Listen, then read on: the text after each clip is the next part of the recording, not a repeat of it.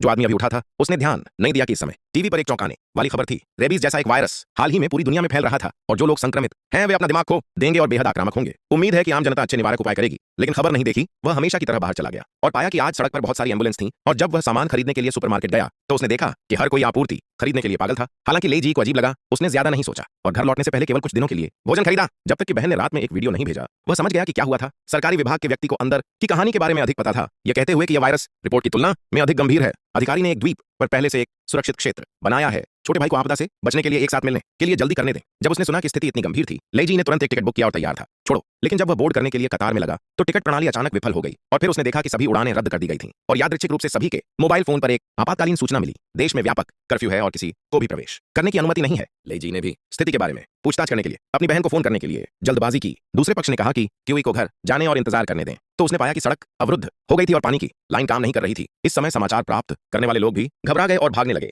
बड़ी संख्या में लोगों को यहाँ इकट्ठा होने के लिए मजबूर देखकर जल्दी से कार को एक तरफ फेंक दिया और अपना सामान लेकर घर चले गए। लेकिन जब वह थके हुए घर लौटे तो उन्होंने पाया कि उनके पड़ोसी के घर पर बड़ी संख्या में सैनिकों का पहरा था। इसलिए जब उन्होंने देखा कि दूसरा पक्ष बड़ी संख्या में मार्शल कलाकारों से घिरा हुआ था, वह लोगों को सुनना सिर के साथ देखने के लिए चिल्लाता और अपने शरीर को घुमाता रहा। ले जी जल्द से जल्द निकलना चाहता था, लेकिन अगले दिन उसकी बहन एक बुरी खबर लेकर आई। अधिकारी ने न केवल उन्हें संगरोध में रखा, बल्कि वायरस को नियंत्रित करने के लिए एक संगरोध क्षेत्र स्थापित करने की भी योजना बनाई। वहां सैनिकों को सभी को निकालने के लिए मजबूर किया जाएगा, लेकिन निकासी के बाद भी जगह सुरक्षित क्षेत्र की तुलना में कहीं अधिक खतरनाक होनी चाहिए। इसलिए छोटे भाई के लिए सैनिक की तलाशी से बचने की कोशिश करना आवश्यक है और जब यह जगह पूरी तरह से छोड़ दी जाती है तो वह उसे लेने जाएगा और जब उसे लगता है कि बचाव के लिए इंतजार करने में लंबा समय लगेगा, ले जी तुरंत कुछ आपूर्ति स्टॉक करने के लिए सुपरमार्केट में गया, लेकिन पाया कि सामान पहले ही लूट लिया गया था। कोई रास्ता नहीं था, वह केवल जमीन पर बिखरे हुए भोजन को उठा सकता था। लेकिन जब वह अपना बैग पैक करके निकलने वाला था तो उसने अचानक एक प्रसिद्ध पुलिसकर्मी को अपनी बाहों में खून से लथपथ देखा। तब वह सुपरमार्केट का दरवाजा बंद करने से घबरा गया और इंतजार नहीं किया ले जी की प्रतिक्रिया के लिए, और फिर उसने बड़ी संख्या में लोगों को दूर भागने के लिए चिल्लाते हुए देखा और फिर एक प्रसिद्ध पुलिसकर्मी पल भर में जमीन पर गिर गया।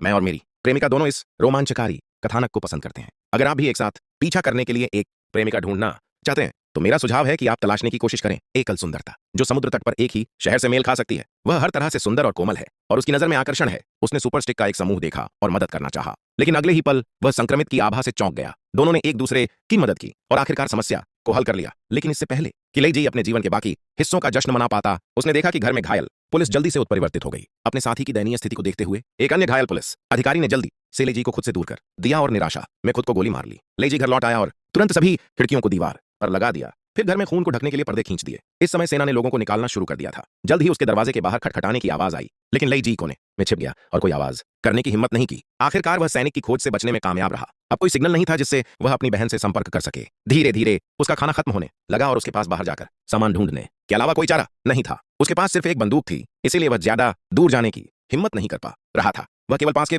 पड़ोसी के घरों में घुसकर तलाश कर सकता था। उसने लगातार कई घरों की तलाशी ली, लेकिन कुछ नहीं मिला। जब उसने अगले शहर जाने का फैसला किया तो उसे पता चला कि कुछ लोग अब भी खाली नहीं हुए थे। एक बूढ़ी औरत मिली जिसके पैरों में ऐंठन थी, इसलिए वह भाग नहीं सकी थी। उसकी मौजूदगी ने स्थिति को और भी मुश्किल बना दिया। सौभाग्य से हर दिन खिड़की से वह देखता था कि किस घर में भोजन का भंडार है। अपनी पत्नी के मार्गदर्शन में ले जी ने न केवल फसल काटना शुरू किया, बल्कि एक घर में दुर्घटनावश उसे एक मोटरसाइकिल भी मिली। इससे उसकी गतिशीलता बढ़ गई और वह आसानी से दूर दूर तक जा सका। जल्द ही ले जी ने फिर से बहुत सारी आपूर्ति इकट्ठी कर ली और दोनों ने एक दूसरे का सहारा लिया। लेकिन जैसे जैसे आसपास की आपूर्ति खत्म होती गई, दोनों फिर से एक कठिन स्थिति में फंस गए। एक शाम ले जी ने वॉकी टॉकी से संपर्क करने की कोशिश की। उसे वही खबर मिली जो वह रोज रेडियो पर सुनता था। कोई एक गढ़ बना रहा था और उन बचे हुए लोगों को इकट्ठा कर रहा था जो विभिन्न दुर्घटनाओं से बच नहीं पाए थे। ले जी की बात सुनकर वह तुरंत उत्साहित हो गया, लेकिन वॉकी टॉकी की दूसरी तरफ कोई हलचल नहीं हुई। उसने सोचा, क्या अब सब खत्म हो गया? लेकिन ले जी ने कहा, नहीं, मैं हार नहीं मानूंगा, मैं तुम्हें इस जगह से जरूर बाहर निकालूंगा। लेकिन अगले दिन जब वह अपना सामान पैक कर रहा था और जाने की तैयारी में था, उसने पाया कि बूढ़ी औरत ने दवा खाकर आत्महत्या कर ली है। वह अब दयालु लेगे के रास्ते में नहीं आना चाहती थी। यह देखकर लेगे इतना दुखी हुआ कि उसने ठान लिया अब वह सिर्फ रेडियो के बताए निर्देशांक तक ही जाएगा।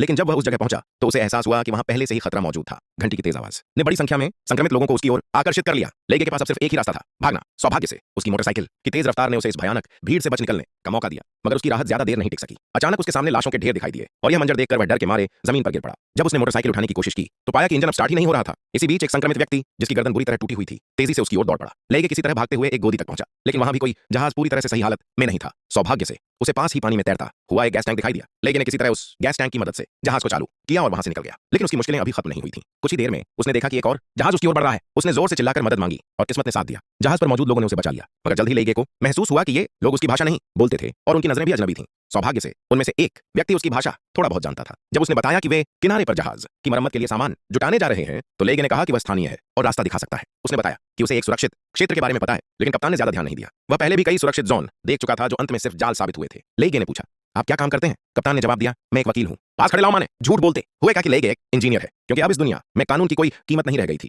यहाँ केवल वही लोग जीवित रहने के योग्य थे जो किसी काम के थे, जैसे पायलट या इंजीनियर। लाओमा ने बस इतनी ही मदद की, बाकी सबको खुद पर भरोसा करना था। आधी रात के बाद लेगे ने बाहर से कुछ आवाजें सुनी। पता चला कि वे कुछ और बचे हुए लोगों से मिले थे, लेकिन अगले दिन जब वह उठा तो समूह में सन्नाटा था। किसी की आवाज तक नहीं आ रही थी। उसे यह बहुत अजीब लगा और उसने लाओ मां से पूछा। लाओ मां ने ठंडे स्वर में कहा। यह सुनकर लेगे को एहसास हुआ कि यह जगह उतनी सुरक्षित नहीं थी जितनी उसने सोची थी। उसने बताया कि अस्पताल में एक हेलीकॉप्टर है और अगर वे चाहें तो वहां जाकर छिप सकते हैं, लेकिन बहुत सोचने के बाद भी लाओ मां हिला तक नहीं। लेगे जानता था कि अब उसे अकेले ही भागना होगा। रात में वह चुपके से चालक दल के लाउंज में गुस्सा और जहाज से निकलने के लिए गैस टैंक की चाबी चुराने की योजना बनाई, लेकिन अंदर जो उसने देखा, कल जो बचे हुए लोग ऊपर लाए गए थे वे सब रस्सियों से बंधे हुए थे। लेगे ने गठबंधन के लोगों को उन्हें खोलते हुए देखा। वह भागने ही वाला था कि अचानक गोलियों की बौछार हुई। जहाज का चालक दल और लाओ मां जल्दी से भाग गए, लेकिन एक निर्णायक पल में उन्होंने अचानक चालक दल पर ही हमला कर दिया। एक भयंकर लड़ाई हुई जिसमें उन्होंने अपने विरोधियों को मार डाला।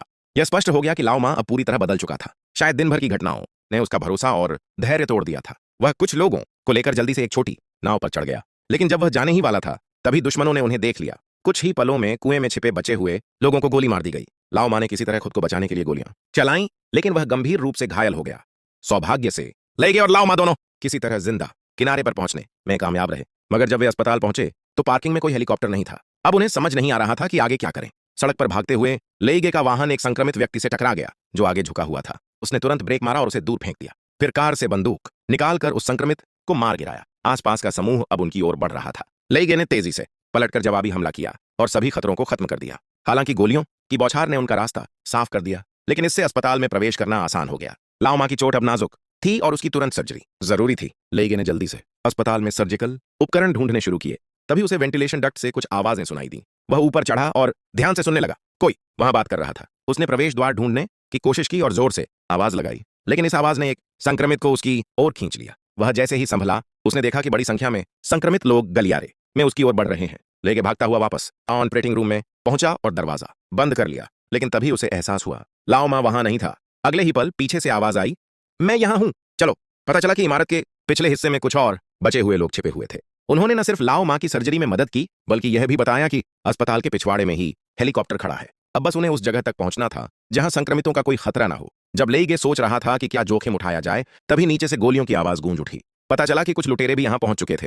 वे भी अस्पताल में सामान की तलाश में थे। अचानक आए इस टकराव ने सभी को लड़ने पर मजबूर कर दिया। लड़ाई के बीच रास्ता खुला, लेकिन तभी एक संक्रमित व्यक्ति अचानक बाहर निकल आया और एक नर्स पर हमला कर दिया। सबने मिलकर तुरंत कार्रवाई की, पर तब तक बहुत देर हो चुकी थी। नर्स को संक्रमित ने काट लिया था। उसने सबको दूर रहने के लिए कहा और बच्चों को सुरक्षित जगह ले जाने की विनती की। उसकी आंखों में अब डर नहीं था, बस एक शांत स्वीकार्यता थी, जैसे उसे पता था कि उसका अंत अब तय है। ये सुनकर सभी बहुत दुखी हुए, लेकिन फिर भी उन्होंने अपने दर्द को दबाया और आगे बढ़ने का फैसला किया। जल्द ही वे उस जगह पहुंचे जहां चारों तरफ संक्रमित लोगों का जमावड़ा था। सबने एक एक करके सावधानी से आगे बढ़ना शुरू किया, लेकिन जब लेगे आखिरी बच्चे को लेकर निकलने वाला था, तभी एक हादसा हो गया। अचानक एक तेज चीख गूंज उठी, जिसने तुरंत सभी संक्रमितों का ध्यान उनकी ओर खींच लिया। घबराहट में गे ने बच्चे को अपनी बाहों में उठाया और पास की एक कोठरी में छिप गया। वह कोशिश करता रहा कि कोई आवाज न निकले, लेकिन ज्यादा देर तक छिपा नहीं रह सका। जैसे ही संक्रमित दरवाजे तक पहुंचे, बाहर से एक गोली चली और अचानक सब कुछ शांत हो गया। पता चला कि आसपास घूम रहे लुटेरों ने गलती से उन संक्रमितों को मार गिराया था। खुशकिस्मती से उन लुटेरों को अंदर छिपे लोग दिखाई नहीं दिए। सबने राहत की सांस ली और वहां से धीरे धीरे निकलने लगे। लेकिन अब आगे का रास्ता सबसे कठिन था, क्योंकि थोड़ी ही दूरी पर सैकड़ों संक्रमित लोग रास्ता रोके खड़े थे।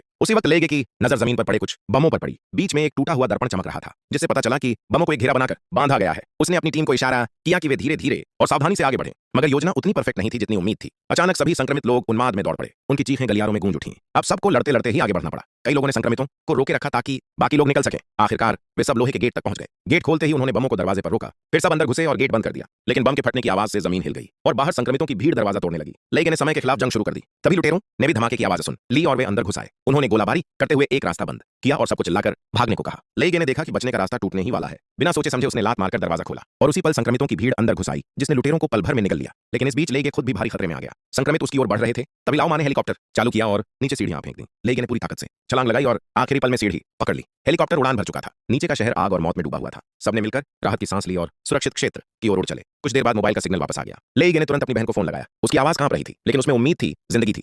उसने कहा कि वह अब सुरक्षित है और जल्द ही उससे मिलेगा। मगर अगले ही पल उसका चेहरा सख्त हो गया।